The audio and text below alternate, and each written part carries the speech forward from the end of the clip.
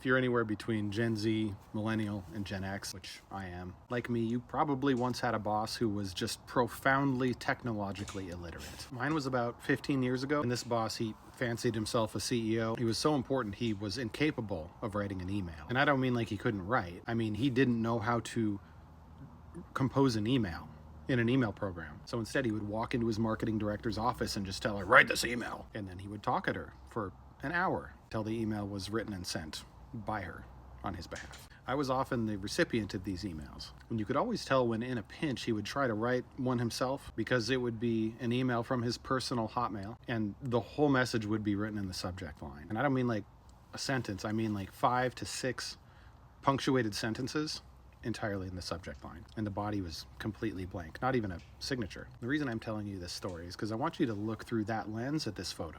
Look at Musk in his sarcastic tech support t-shirt, which we now know Trump hates. A lot of my friends on the left, they get way into conspiracies with these two guys. Let's look at it with the simplest possible explanation in mind. You know that Trump is like my old boss. He definitely doesn't know how to use a computer, and his KFC lubricated iPhone just has a greasy thumb dent right over the spot where the Truth Social icon is. And inside his sad little limited brain, he's just got a list of people and departments that pissed him off in the past. He knows he wants to ruin their lives, but he knows that he can't figure it out himself. And he tried to get people to do it for him in his first term, but they kept talking him out of his worst instincts. Instead, he just brings Musk on as his own personal tech support. He says, Elon, you can do whatever you want as long as you go after the people I hate too. Let's look at who they've targeted. They went after the FBI for investigating him. He cleaned house at the National Archives because the people at the National Archives are the ones who confirmed that he did indeed take classified documents with him to Mar-a-Lago. He's going after universities because universities are where most kids get the information that makes them understand why oligarchs and authoritarians are shit. And now he's trying to clean house at the IRS. You know who the IRS audits? It's not regular people. Wealthy people and wealthy corporations are audited almost 20 times as frequently. There's no grand scheme.